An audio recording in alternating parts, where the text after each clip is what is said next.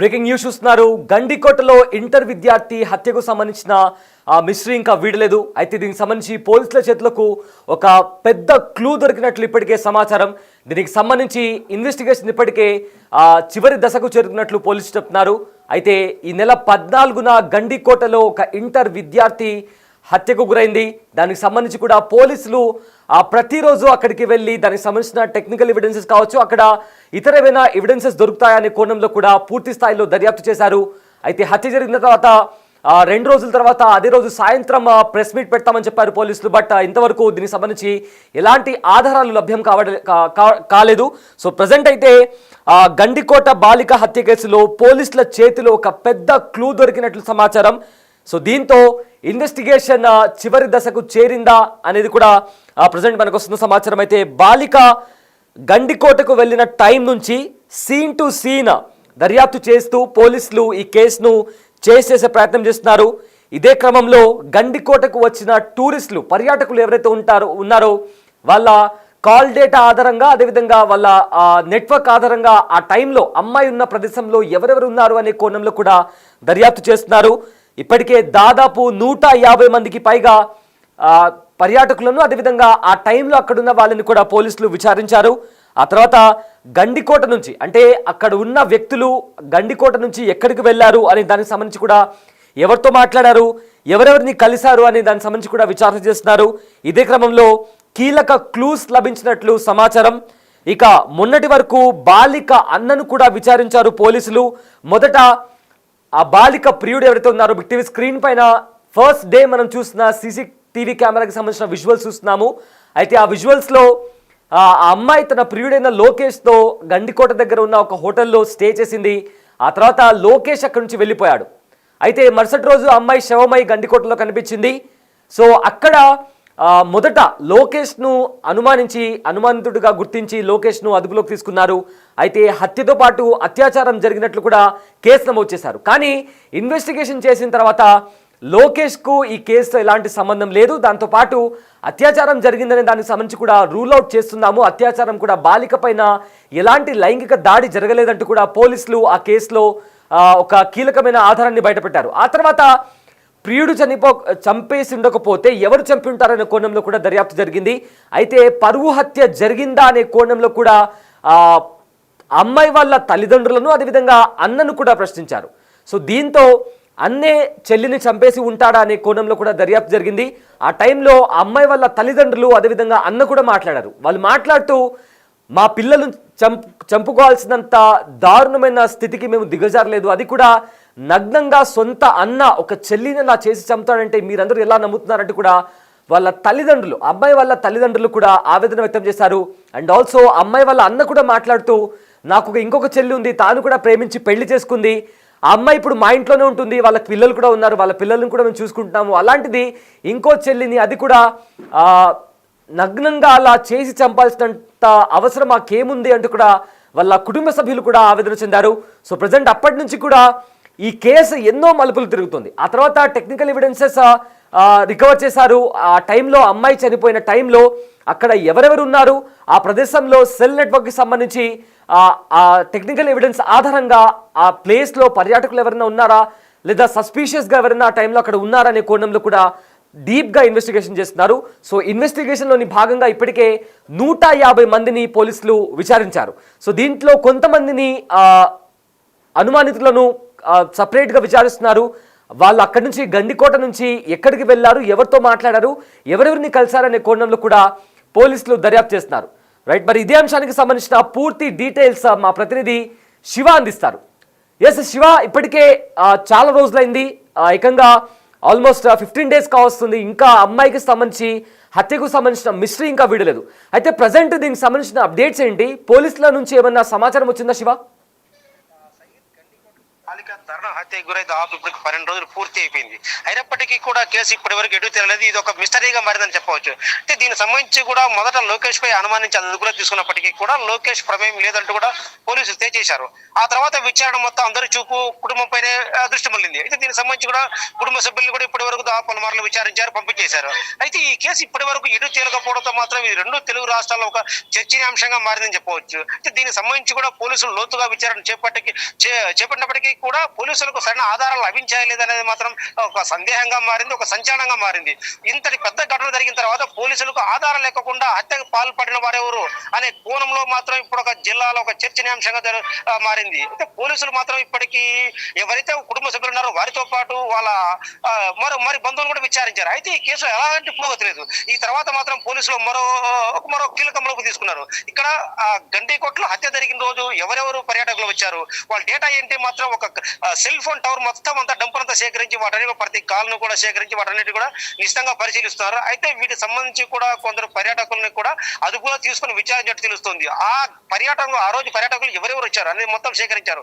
ఉదయం 8 గంటల నుంచి మధ్యాహ్నం 2 గంటల లోపు ఎవరెవరు పర్యాటకులు వచ్చారు, వాళ్ళ మొబైల్ నెంబర్లతో పాటు వాళ్ళు వచ్చిన వాహనాలను కూడా మొత్తం అన్నిటిని సీసీ కెమెరాల ద్వారా పరిశీలించారు. ముఖ్యంగా ఆ ఘటన జరిగిన రోజు అక్కడ స్థానికంగా ఎవరి సిగ్నల్స్ ఉన్నాయి గండికోటలో, ముఖ్యంగా ఏదైతే హత్య జరిగిన ప్రాంతం ఏదైతే ఉందో ఆ ప్రాంతాన్ని మొత్తం నిశ్చితంగా పరిశీలిస్తున్నారు. అక్కడికి వచ్చిన సెల్ టవర్ ఆధారంగా కొద్దిమంది దాదాపు ఒక 5-6 మంది అనుమానితులను గుర్తించారు. వాళ్ళని కూడా ప్రస్తుతం పోలీసులు విచారిస్తున్నారు. అయితే ఇక్కడ ప్రధానంగా అంశం ఏంటంటే ఇక్కడ మొదట బాలిక ఏదైతే మాధవరాయ సంభవంలో అక్కడ ఉన్నట్టు కూడా కొన్ని ఫుటేజ్లు వచ్చాయి, అంటే కొన్ని ఫొటోస్ వచ్చాయి, బయటకు వచ్చాయి.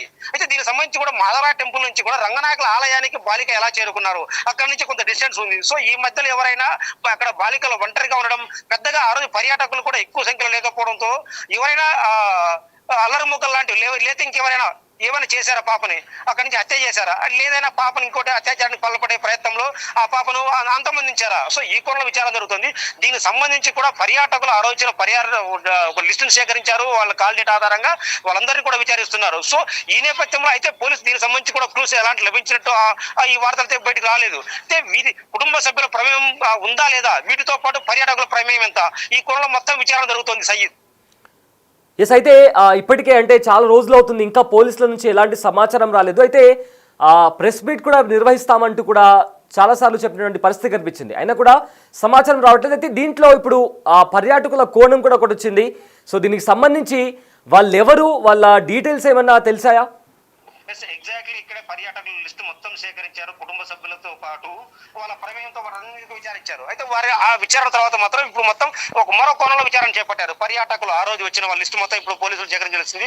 వాటితో పాటు అక్కడ కొన్ని సీసీ కెమెరాలు ఉన్నాయి, గండికోట బయట సీసీ కెమెరాలు ఉన్నాయి. ఆ సీసీ కెమెరాలు ఫుటేజ్ ఆధారంగా ఆ రోజు వచ్చిన వాహనాలను మొత్తం ఒక 250 వాహనాలు గుర్తించారు. అంటే ఆ 250 వాహనాల్లో ఎవరెవరు పర్యాటకులు వాళ్ళ ఒక డేటా మొత్తం సేకరించారు. ఆ డేటాతో పాటు ఈ వాహనాల సంఖ్యతో పాటు ఆ మొబైల్ సెల్ సిగ్నల్స్ రెండింటి సేకరిస్తే అక్కడ మాత్రం కొద్ది మందిని ఒక సస్పీషియస్ గుర్తించారు. ఆ 250 వచ్చిన వాహనాల్లో ఒక 5-6 వాహనాలు మాత్రం కొద్దిగా సస్పీషియస్ గా గమనించినట్టు తెలుస్తుంది. సో ఆ వాహనాలు ఎవరివి, వాళ్ళు ఎందుకు వచ్చారు అక్కడికి, ఆ బాలికపై అఘాయిత్యానికి పాల్పడిన తర్వాత హత్య చేశారా, ఒకవేళ హత్య చేస్తే ఎక్కడ చేశారు, ఇదైతే మన రంగనాయకుల గుడి ఏదైతే ఉందో మొదటగా బాలిక బ్యాగ్ అక్కడ లభించింది. అంటే ఉదయం మధ్యాహ్నం 12 గంటల ప్రాంతంలో బాలిక రంగనాయకుల స్వామి గుడిలో ప్రాంతంలో ఏరియాలో ప్రాథమికంగా గుర్తించారు. సో అక్కడ గుడి మధ్యాహ్నం సమయం కావడం, పెద్దగా పర్యాటకులు ఆ టైంలో అక్కడ ఎవరు రాకపోవడంతో అక్కడ ఏమైనా బాలికను గుడి లోపల ఒకవేళ అంతమందించి ఆ తర్వాత గుడి బయటికి తీసుకెళ్లారా. సో ఈ ఆధారాలు మొత్తం క్షుణ్ణంగా, ఎందుకంటే పిన్ టు పిన్ పోలీసులు ఇప్పుడు సాంకేతిక ఆధారంగా ఆ ప్రాంతాన్ని మొత్తం ఇప్పటికి జల్లెడబట్టారు. ఆ ప్రాంతం ఏదైతే ఉందో అక్కడ పిన్ టు ఫింగర్ ప్రింట్స్ సిబ్బంది కూడా మొత్తం పోలీసులు అంతా సేకరించారు. సో ఇవైతే మొత్తం వాటి ఆధారానికి మొత్తాన్ని కాచెక్ చేస్తున్నారు. సో వీళ్ళలో ఎవరైనా ఉన్నారా, పర్యాటకుల్లో ఎవరైనా ఉన్నారా, వాళ్ళ కోణంలో మాత్రం విచారణ జరుగుతోంది. Syed right sir, thanks for the update Shiva. So Gandikota inter విద్యార్థి బాలిక హత్యకు సంబంధించిన మిస్టరీ ఇంకా కొనసాగుతూనే ఉంది. అయితే ప్రజెంట్ ఆ పోలీసులు ఇంకా డీపర్గా, అంటే ఆ అమ్మాయి ఏ టైంకి అక్కడికి వెళ్ళింది, లొకేషన్ యువకుడితో అక్కడ ఎంతసేపు ఉంది, అండ్ ఆ ఆలయం ఏదైతే ఉందో ఆ ఆలయం వెనుకలు ఎప్పుడు వెళ్ళింది. ఎందుకంటే ఒక ఫ్రేమ్లో మనం చూస్తున్నాము, అమ్మాయి ఒంటరిగా ఆ టెంపుల్లో తిరుగుతున్నటువంటి దృశ్యాలు కూడా మనం చూస్తున్నాము. అయితే మొత్తం మీద తన టైం లైన్ కూడా సేకరించారు. సో ఉదయం 14వ తేదీ ఉదయం 8:30 గండికోట చేరుకున్నారు. లోకేష్ ఇంకా అమ్మాయి ఇద్దరు కూడా చేరుకున్నారు. అయితే ఉదయం 10:30 వరకు కూడా ఒక ప్రైవేట్ రిసార్ట్లో ఉన్నారు వాళ్ళిద్దరు. ఆ తర్వాత లోకేష్ ఇంకా అమ్మాయి గండికోటలో ఉన్నట్లు కూడా వాళ్ళ బాలిక అన్న గుర్తించినట్టు తెలిసింది. అయితే లోకేష్కు వాళ్ళ మేనమామ ఫోన్ చేసి అక్కడ వెళ్ళిపోవాలి అన్నట్టుగా కూడా చెప్పినట్లు సమాచారం. అయితే ఉదయం 10:49 గండికోట ముఖద్వారం నుంచి ఈ వైష్ణవి ఇంకా అమ్మాయి ఇంకా లోకేష్ వీళ్ళిద్దరు కూడా బయటికి వెళ్ళారు. అయితే తనను వదిలేసి లోకేష్ వెనక్కి వెళ్ళిపోతున్నట్టు దృశ్యాలు కూడా మనం చాలా క్లియర్గా సీసీ కెమెరాలో చాలా స్పష్టంగా చూడొచ్చు. అయితే ఆ తర్వాత మధ్యాహ్నం 12 గంటల వరకు ఒంటరిగా ఆ మైనర్ బాలిక అక్కడే తిరుగుతూ ఉంది. అయితే మధ్యాహ్నం 12 గంటల టైంలో అక్కడ ఆలయంలో ఉన్నట్లు కూడా కనిపించింది. ఆ దృశ్యాలు కూడా మనం బిగ్ టీవీ స్క్రీన్లోని ఒక ఫ్రేమ్లో కూడా చూస్తున్నాము. ఆ తర్వాత రంగనాయక స్వామి ఆలయానికి వచ్చినట్లు కూడా ఆధారాలు ఉన్నట్లు ఇప్పటికే తెలుస్తోంది. అండ్ నెక్స్ట్ రంగనాయక స్వామి ఆలయం దగ్గర అమ్మాయి ఉన్నట్లు కూడా సీసీటీవీ కెమెరాలో ఒక ఫుటేజ్ కూడా లభించింది. 14వ తేదీ రాత్రి అమ్మాయి కోసం గండికోటలో కుటుంబ సభ్యులు పోలీసులు వెతకడం ప్రారంభించారు. ఇక 15వ తేదీ రంగనాయక స్వామి ఆలయం వెనుక అమ్మాయి మృతదేహం లభించింది. ఇక 15వ తేదీ అక్కడ పోలీసులు చేరుకున్నారు. కంప్లీట్గా ఘటనా స్థలంలో బాలిక మృతదేహానికి కూడా అక్కడి నుంచి తీసుకుని పోస్ట్మార్టం నిమిత్తం పంపించారు. అయితే పోస్ట్మార్టం చేసిన తర్వాత బాలిక మృతదేహాన్ని కుటుంబ సభ్యులకు అప్పగించారు. 16వ తేదీ ఘటనా స్థలాన్ని డిఐజీ ప్రవీణ్ కూడా పరిశీలించారు. ఇక హత్య కేసులో అక్కడ పరిశీలించిన తర్వాత అమ్మాయి పోస్ట్మార్టం తర్వాత అక్కడ రేప్ జరగలేదు అండ్ ఆల్సో ఇందులో లోకేష్ ప్రమేయం లేదంటూ కూడా డిఐజీ ప్రవీణ్ చెప్పడం జరిగింది. ఇక ఆధారాలు లభించాయని చెప్పి రాత్రి 9 గంటలకు మీడియా సమావేశంలో వెల్లడిస్తామంటూ కూడా డిఐజీ తెలిపారు. కానీ ఇప్పటి వరకు పోలీసుల నుంచి ఎలాంటి ప్రకటన రాలేదు. ఇప్పటికే 12 రోజులుగా విచారణ కొనసాగుతుంది. అయితే మైనర్ బాలిక అన్నలు ఎవరైతే ఉన్నారో సురేంద్ర ఇంకా కొండయ్య వీళ్ళను కూడా విచారించారు పోలీసులు. ఇక ఈ కేసులో ఇప్పటికీ 150 మందికి పైగా పోలీసులు విచారించినట్లు సమాచారం. 12 రోజులుగా విచారణ సాగుతోంది.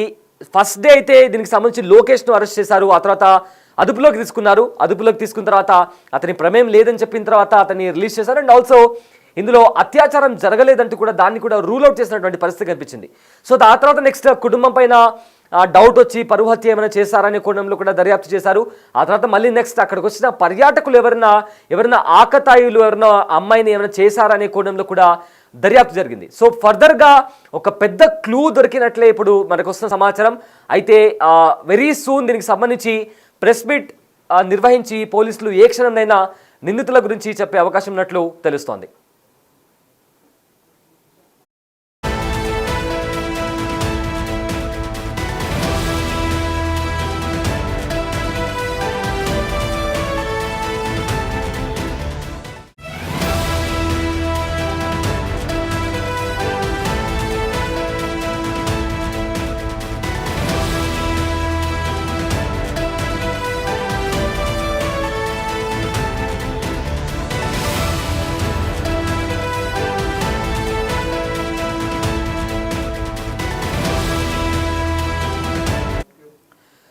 విచారణలో భాగంగా పోలీసులు గండికోటలో అక్కడ క్లూస్ సేకరిస్తున్నటువంటి దృశ్యాలు కూడా మనం చూస్తున్నాము. అక్కడ డాగ్ స్క్వాడ్తో పాటు ఫోరెన్సిక్ టీం కూడా అమ్మాయి చనిపోయిన రోజు అంటే 14వ తేదీ చనిపోయింది, 15వ తేదీ అమ్మాయి మృతదేహం లభ్యమైంది. సో అక్కడ డాగ్ స్క్వాడ్తో సహా అక్కడ క్లూస్ టీం కూడా చేరుకొని డిఐజీ క్యాడర్ ఆఫీసర్ అక్కడ చేరుకొని చాలా డీపర్గా గండికోట మొత్తం జల్లెడ పట్టారు అండ్ వాళ్ళకి సంబంధించిన క్లూస్ని కూడా సేకరించారు. ఆ తర్వాత రకరకాలుగా ఈ కేసు మలుపు తిరిగింది. మొదట ప్రియుడి పైన అనుమానం వచ్చింది, అత్యాచారం జరిగిందనే కోణంలో కూడా ఈ కేసు కొన్ని రోజులు గడిచింది. 1 డే మొత్తం కూడా దానికి సంబంధించి అత్యాచారం జరిగిందనే కోణంలో కూడా చూశారు. కానీ పోస్ట్ మార్టం జరిగిన తర్వాత అండ్ ఆల్సో లోకేష్ను విచారించిన తర్వాత లోకేష్కు ఈ కేసుతో ఎలాంటి సంబంధం లేదు అండ్ ఆల్సో అక్కడ అత్యాచారం కూడా జరగలేదంటూ కూడా రూల్ అవుట్ చేశారు. ఆ తర్వాత మళ్ళీ పరువు హత్య జరిగిందా అనే కోణంలో కూడా ఇన్వెస్టిగేషన్ జరిగింది. వాళ్ళిద్దరు అమ్మాయి వాళ్ళ ఇద్దరు అన్నయ్యలు ఎవరితో ఉన్నారో వాళ్ళని కూడా విచారించారు అండ్ వాళ్ళని విచారించిన తర్వాత మరికొన్ని క్లూస్ లభించినట్టు తెలిసింది. అయితే ఇప్పుడు దీంట్లో పర్యాటకులు ఏకంగా అక్కడ పర్యాటకులు వచ్చిన వాళ్ళు ఎవరైనా అమ్మాయిను చంపి ఉంటారా అనే కోణంలో కూడా దర్యాప్తు జరుగుతోంది.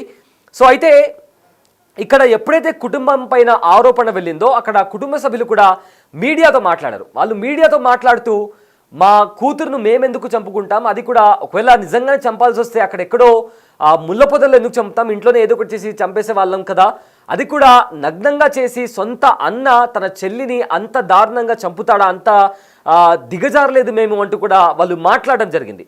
సో దాని తర్వాత అమ్మాయి వాళ్ళ అన్న కూడా మాట్లాడారు. నా చెల్లి ఇంకొక చెల్లి ప్రేమించి పెళ్లి చేసుకుంది, ఆ ప్రేమను మేము యాక్సెప్ట్ చేశాము, అలాంటిది ఇంకో చెల్లిని నేను ఎందుకు చంపుకుంటానంటూ కూడా ఆ అన్న కూడా మాట్లాడడం జరిగింది. సో కంప్లీట్గా ట్విస్ట్ల మీద అంటే చాలా మిస్టరీగా మారిపోయింది ఈ గండికోటకి సంబంధించి అమ్మాయి హత్య కేసు అనేది. సో దీనికి సంబంధించి పోలీసులు ప్రతిరోజు ఆ ఇన్వెస్టిగేషన్కి సంబంధించి ఆ క్లూస్కి సంబంధించి దానికి వాళ్ళు ఇన్వెస్టిగేషన్ చేస్తున్నటువంటి పరిస్థితి కనిపిస్తుంది. అయితే కంప్లీట్గా తుది దశకు చేరిందా అని దానికి సంబంధించి కూడా ఇప్పటికే ఒక పెద్ద క్లూ కూడా వాళ్ళ చేతికి లభించినట్టు తెలుస్తుంది. ఎందుకంటే పర్యాటకులు ఏకంగా 150 మందిని, మొదట 60 మంది అని చెప్పారు, ఇప్పుడు 150 మందికి పైగా అక్కడ చేరుకున్న వాళ్ళని కూడా విచారించారు. అండ్ అందులో కొంతమందిని సపరేట్గా వాళ్ళు అక్కడ నుంచి గండికోట నుంచి బయటకు వచ్చిన తర్వాత ఎక్కడికి వెళ్ళారు, ఎవరిని కలిశారు, అండ్ ఆల్సో ఎవరితో మాట్లాడారు అనే కోణంలో కూడా దర్యాప్తు చేస్తున్నట్టు తెలుస్తుంది. ఎస్, బిగ్ టీవీ స్క్రీన్ పైన అక్కడ డాగ్ స్క్వాడ్ కూడా అక్కడ దానికి సంబంధించి అక్కడ అమ్మాయికి సంబంధించిన క్లూస్ దొరుకుతుందా అనే కోణంలో కూడా వాళ్ళు దానికి సంబంధించి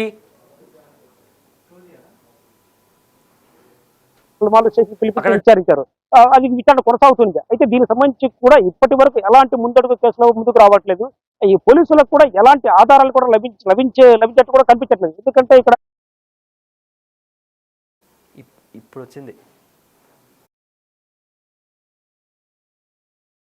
డాగ్స్ టీమ్ కూడా చేరుకున్న తర్వాత అక్కడ చాలా డీప్గా వాళ్ళు ఇన్వెస్టిగేషన్ చేసిన తర్వాత ఇప్పటికే ఆల్మోస్ట్ 12 days అవుతుంది. అయితే వెరీ సూన్ ప్రెస్ మీట్ నిర్వహించి నిందితుల గురించి చెప్పే అవకాశం కనిపిస్తోంది.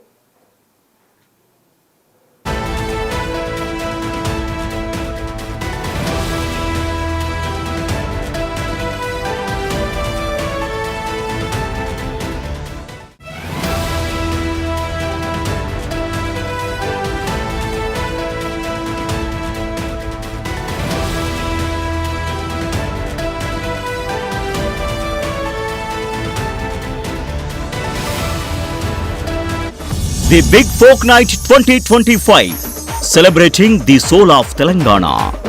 ఆగస్టు 23 సాయంత్రం 6 గంటల నుండి ఎల్బీ స్టేడియంలో. టికెట్స్ బుకింగ్ కోసం ఎంట్రీ వాలా యాప్ను డౌన్లోడ్ చేసుకోండి.